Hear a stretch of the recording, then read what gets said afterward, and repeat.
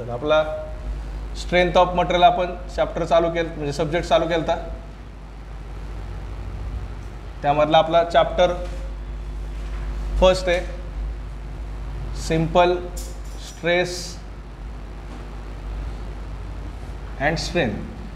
त्यामध्ये simple stress and स्ट्रेनमध्ये आपण काय काय घेतलेलं आता याच्या आधी डेफिनेशन घेतलेलं आपण. सगळ्यात पहिल्यांदा मी तुम्हाला रेक्टँगल काय असतं ते सांगितलं, त्यानंतर सर्कल त्याचा एरियाचा फॉर्म्युला, बरोबर. नंतर ट्रायंगल, हे 3 आपले चालते. त्यानंतर आपण मराठीमध्ये सगळ्याला कशाला काय म्हणतात ते लिहून घेतलेलं. इंग्लिश मिडियमचं थोडंसं प्रॉब्लेम आहे म्हणून आपण ते मराठीतलं इंग्लिशमध्ये केलं, बरोबर. तो व्हिडिओ बघितला नसेल तर व्हिडिओ परत बघा घरी जाऊन. त्याच्यानंतर आपण स्ट्रेसची डेफिनेशन घेतलेली. स्ट्रेस म्हणजे काय म्हटलेलं आपण, तणाव, बरोबर. ते कशाने डिनोट करतात, सिग्मानी. सिग्माचा फॉर्म्युला काय होता, त्याचं सूत्र काय होतं, force upon area. P upon A म्हणजे काय असतं, फोर्स अपॉन एरिया, बरोबर. सिग्मा याला बोलताना कसं बोलतात, sigma. Sigma is equal to P upon A. P भागिले ए, अपॉन म्हणजे काय, भागिले, बरोबर. मराठीमध्ये इंग्लिशमध्ये कोणाला प्रॉब्लेम असेल तर लगेच सांगा बरं का. हां, अपॉन नाही समजलं, भागिले. मी तुम्हाला लगेच एक आठवडा आपल्याला त्रास होईल फक्त. 1 आठवड्यानंतर आपलं इंग्लिशमध्ये सवय लागून जाते. ही डेफिनेशन समजली का, हे कळलं ना. हां, हे झालं stress is equal to force upon area. त्याच्यानंतर आपण त्याच्यामध्ये अशी डायग्राम काढलेली, ब्लॉक दाखवलेला असा आपण दोन्ही साईडनं जर ओढलं, त्याला आपण जो दोन्हीकडनं फोर्स लावली, पी नावाची फोर्स लावली, तर काय होतं आपण बोललेलो, याची लेंथ चेंज होती, लेंथ वाढती बोललेलो आपण.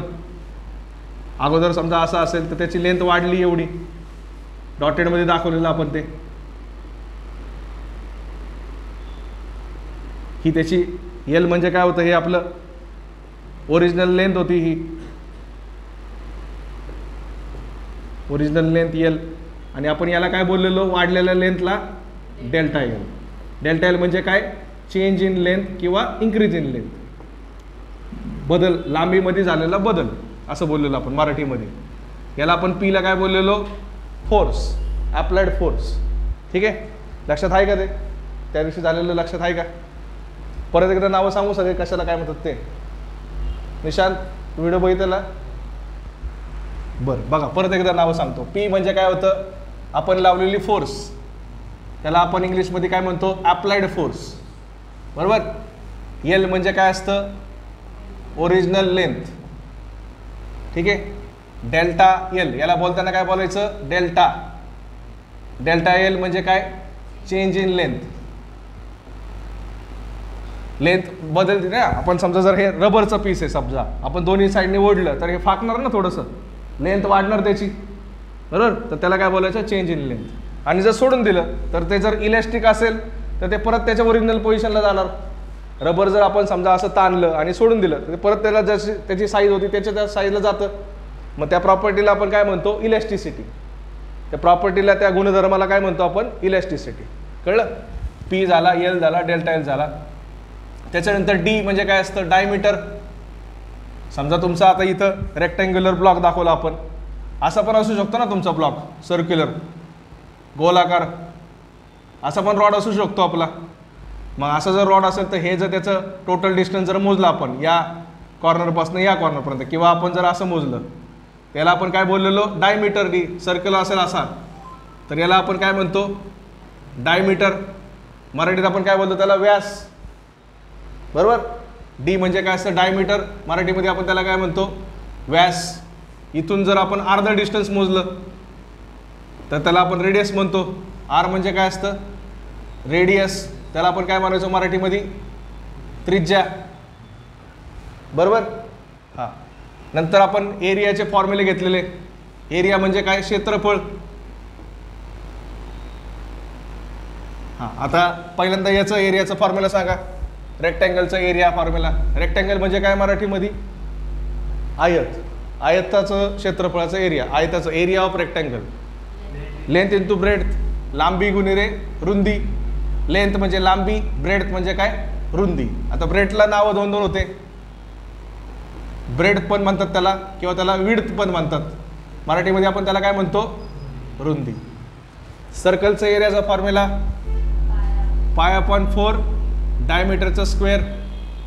बरोबर. ट्रायंगलचा एरियाचा फॉर्म्युला 1/2 बेस इंटू हाईट. 1/2 पाया गुणिले उंची असं होतं मराठीमध्ये. समजतंय? इंग्लिश मिडियम आहे, 10वीपर्यंत काय इंग्लिश आहे. तुमचं मीडियम कोणतं होतं 10वीपर्यंत? मराठी मराठी मराठी इंग्लिश. हां, मग मराठी मीडियमचे 3 जण तुम्ही. तुम्हाला आत्तापर्यंत मी जे बोललो ते सगळं मराठीमध्ये समजले का? तुम्हाला समजलं? भाग्यश्री, भाग्यश्रीच नाव आहे ना? हां, तुम्हाला समजलं? हां, दोघांना नक्की. हे बेसिक आहे खूप. नसेल समजलं, हे मी आता शॉर्टकटमध्ये फास्ट सांगितलं तर असं, याचा आपला एक व्हिडिओ झालेला आहे, तो व्हिडिओ परत बघा बेसिकचा. ठीक आहे. आता आपल्या या 2 डेफिनेशन झाल्या. स्ट्रेस. आता 5वी डेफिनेशन आपण कोणती घेतली? स्ट्रेन. स्ट्रेन कशाने डिनोट करतात? डिनोट म्हणजे काय? कशाने सांगतात? ईनी. म्हणजे त्याचा सिम्बॉल काय आहे? ई. त्याचा फॉर्म्युला काय होतं रे? डेल्टा एल अपॉन एल, म्हणजे change in length divided by original length. हे होतं आपलं. ठीक आहे. आता याच्यानंतर आपण घेऊया हुक्स लॉ. हुक्स लॉ काय सांगतो? जर समजा तुमचा असा रॉड असेल किंवा असा रॉड असेल, ठीक आहे, लक्ष द्या, लिहू नका, लक्ष द्या. असा रॉड असेल किंवा असा रॉड असेल, आणि जर तुम्ही इकडनं त्याला काय केलं? फोर्स अप्लाय केली. काय केलं? फोर्स अप्लाय केली. दोन्हीकडनं मी काय केलं? असा रॉड आहे, दोन्हीकडनं काय केलं? त्याला ताणलं. आणि जर तुम्ही कुठपर्यंत ताणताय? त्याच्या इलॅस्टिक लिमिटपर्यंत. इलॅस्टिक लिमिट म्हणजे काय? की जर त्याला जर सोडलं तर ते परत त्याच्या ओरिजिनल पोझिशनला जाणार. If material is loaded within elastic limit. आता जे मी इंग्लिश मराठीमध्ये बोललो तेच इथं इंग्लिशमध्ये लिहिलं. जर एखादं मटेरियल तुम्ही त्याला लोडेड म्हणजे त्याच्यावरती जर लोड दिला कुठपर्यंत? त्याच्या इलॅस्टिक लिमिटपर्यंत, तर then stress produce in it is directly proportional to the strain. तर त्याच्यामध्ये जेवढा तणाव तयार होणार आहे तेवढंच त्याच्यामध्ये काय तयार होणार आहे? स्ट्रेन तयार होणार आहे. स्ट्रेन म्हणजे काय? त्याच्यामध्ये लेंथ चेंज होणार आहे. म्हणजे जेवढं तुम्ही समजा रबर आहे, हा रबरचा पीस आहे, मी जेवढं इथनं असं ओढतोय तेवढं फाकणार आहे. तेच त्याला इंग्लिशमध्ये इथं दिले की जर तुम्ही एखादं मटेरियल घेतलं आणि त्याच्या इलॅस्टिक लिमिटपर्यंत जर त्याला ताणलं तर त्याच्यामध्ये जेवढी स्ट्रेस तयार होती तेवढीच त्याच्यामध्ये काय तयार होती? स्ट्रेन तयार होती. स्ट्रेस इज डायरेक्टली प्रोपोर्शनल म्हणजे एक्झॅक्टली इक्वल आहे कोणाच्या? स्ट्रेनच्या. मग आता हेच आपल्याला मॅथमॅटिकमध्ये लिहायचं आहे. स्ट्रेस कशामध्ये डिनोट करतो आपण? सिग्माने. स्ट्रेस इज डायरेक्टली प्रोपोर्शनल असं द्यायचं असतं. हा जो सिम्बॉल आहे ना त्याला काय म्हणायचं? Directly proportional. Directly proportional to strain. Strain कशाने डिनोट करतो आपण? ईने. कळलं?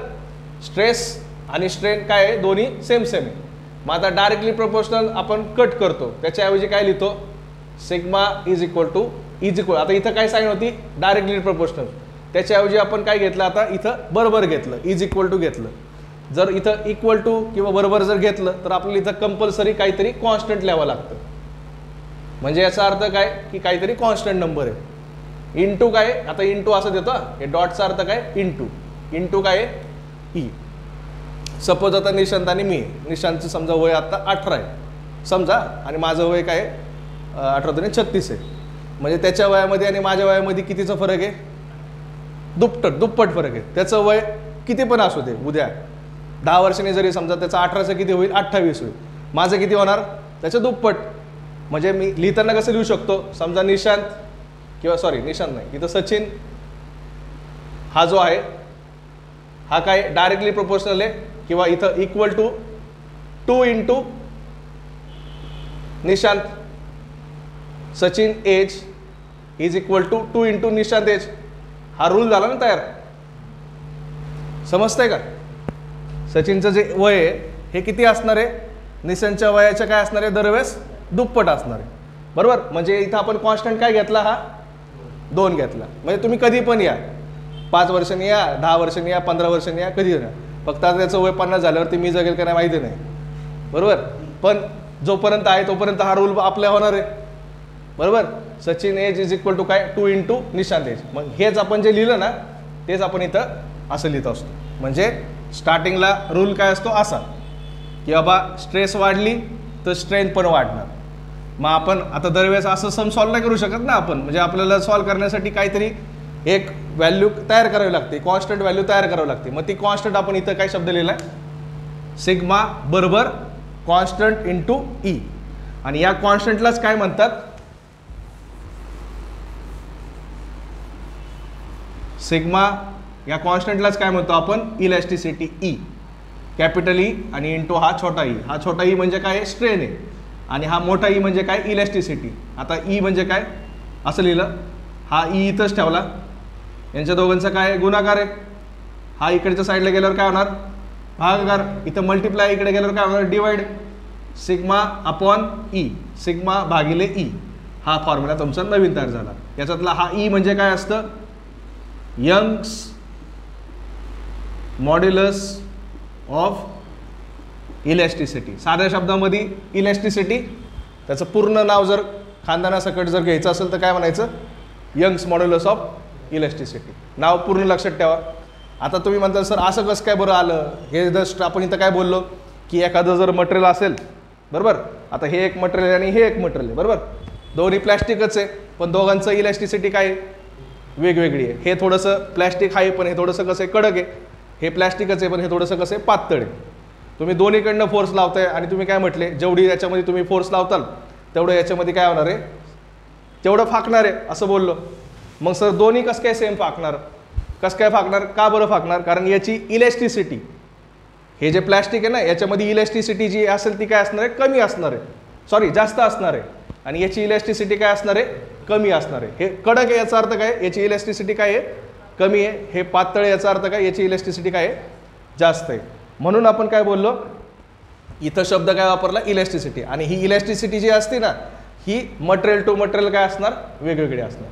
म्हणून तुमचा जो हा रूल होता तो तुमचा तसाच राहणार, तो तुटणार नाही. का बरं, कारण मटेरियल टू मटेरियल इलॅस्टिसिटी काय होणार आहे, चेंज होणार आहे.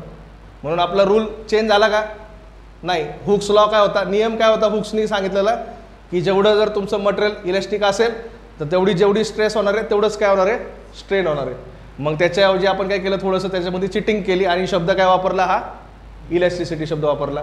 आणि या शब्दामुळंच काय होतंय, हे मटेरियल टू मटेरियल वेगळे म्हणून त्याचा नियम तुटत नाही.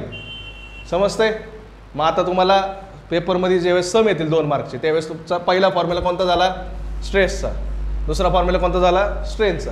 आता हा तिसरा formula Young's modulus of elasticity E is equal to काय फॉर्म्युला तयार झाला, स्ट्रेस अपॉन स्ट्रेन, स्ट्रेस भागिले स्ट्रेन. कळतंय का, हा समजलं एवढं, लिहून घ्या.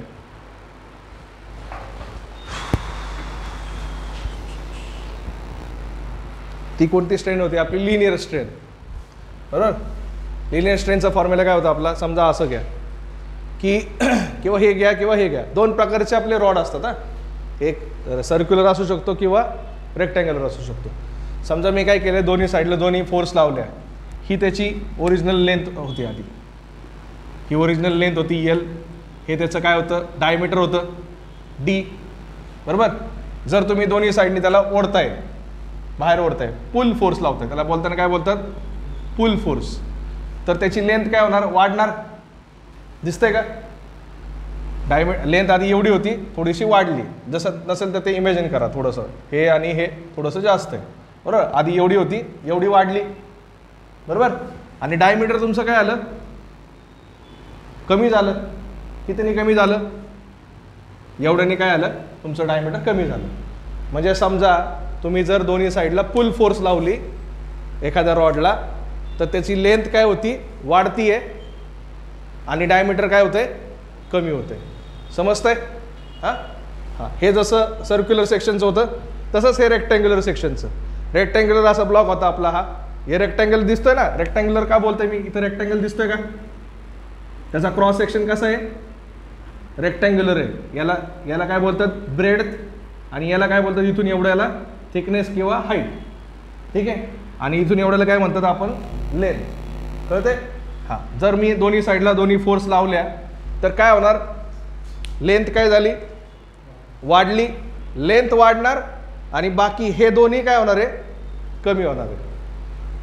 त्याची रुंदी आणि त्याची हाईट दोन्ही काय होणार, कमी होणार. समजतंय. म्हणजे समजा तुम्ही एखादा रबर घ्या, आपला साधा रबर, आणि त्याला ताण जास्त, तर तो काय होतं, लेंथ वाढते त्याची, पण ते पातळ होतं. बरोबर ना. मग तेच इथं होतंय, त्याची लेंथ वाढली आहे आणि त्याची विड्थ, हाईट इथं दाखवली. विड्थ दाखवता नाही आली मला, ते समजून घ्या तुम्ही. विड्थ पण तुमची काय होती, डेल्टा बी काय होतं तुमचं, कमी होतं. आता याच्या अगोदरचा आपला जो फॉर्म्युला होता स्ट्रेनचा, आपण E is equal to strain बोललो, त्याला दुसरं नाव काय आहे, अजून एक लिनियर स्ट्रेन. लिनियर शब्द अर्थ काय, लिनियर का शब्द वापरलाय, लिनियर म्हणजे कोणाच्या रिलेटेड आहे, लेंथच्या रिलेटेड आहे. लेंथच्या रिलेटेड असेल तर त्याला काय शब्द वापरायचा, लिनियर स्ट्रेन.